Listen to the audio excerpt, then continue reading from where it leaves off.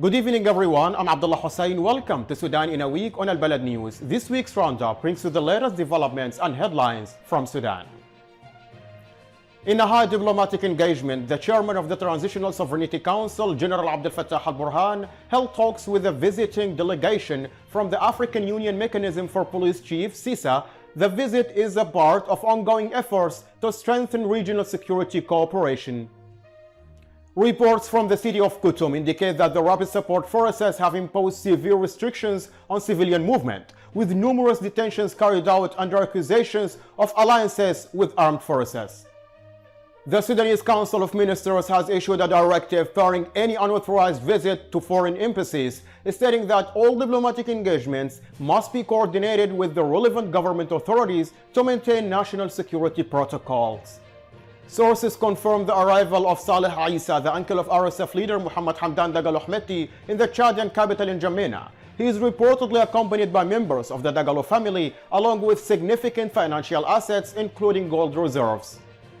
Sudan's foreign ministry has criticized the recent resolution by the UN Human Rights Council, describing it as excessively biased against the Sudanese armed forces and questioning the impartiality of the international body's decision-making process. Heavy artillery shelling by the RSF has been reported around the Akushok displaced persons camp in Al-Fashir. The bombardment, which has persisted since Monday morning, follows deadly clashes that claimed over 8 lives and left several others wounded inside the camp.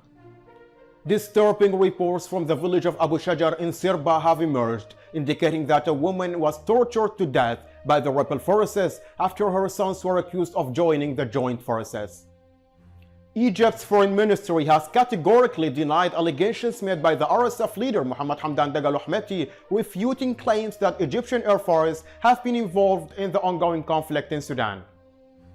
Malik Agar, deputy head of the Transitional Sovereignty Council in Sudan, stated bypassing international standards to deploy African forces in Sudan is considered an invasion and a violation of the state's sovereignty. Authorities in Bahri have officially inaugurated new hospitals and police stations as part of broader efforts to restore public services. Meanwhile, local police have resumed operations in the area.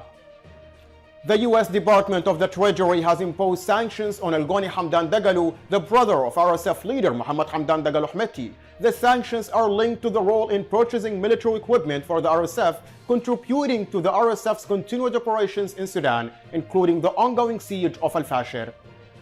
The Nida al-Wasat platform accused the RSF of committing a massacre against civilians in the Damjamad area of West Kordofan, resulting in 30 civilian deaths and dozens injured.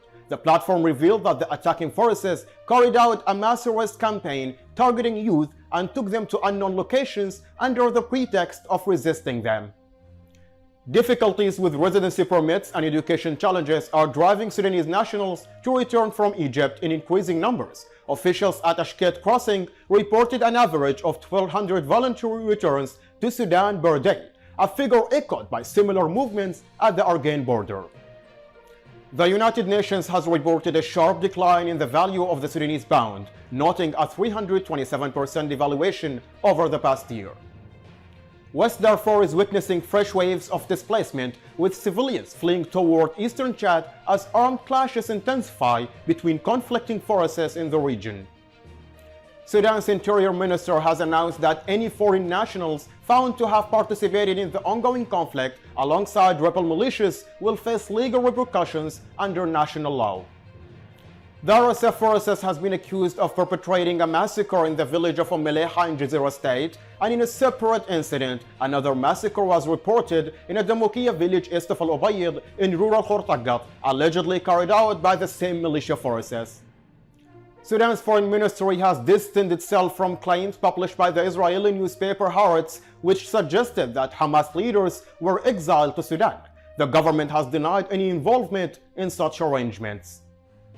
In what has been described as the largest anti-smuggling operation in Red Sea state's history, local authorities have seized a significant cache of weapons, including 109 Kalashnikov rifles, 40 RPG launchers, 15 Gurnov machine guns, along with large quantities of food and medical supplies. The RSF has issued a sweeping order banning the transport of agricultural products, livestock, and minerals across 11 Sudanese states. The Sudanese Ministry of Health has confirmed that 16 civilians have been injured in the latest round of artillery shelling as the conflict continues to take a heavy toll on non-combatants. New reports indicate that Sudan has been added to Oman's visa system, affecting the entry process for Sudanese nationals traveling to Muscat. Sudanese armed forces are reportedly advancing towards Zalin J in central Darfur as military operations continue to push back RSF forces in key areas. Mini Arko revealed that a sponsor linked to Hameti offered him a substantial financial sum to support the framework agreement. Minnawi claims he refused the offer, noting that Hameti later issued an embarrassed apology. Egyptian regional security expert Ahmad Shahat stated that the Sudanese army has successfully enhanced its military tactics, gaining a strategic advantage over the RSF in ongoing confrontations.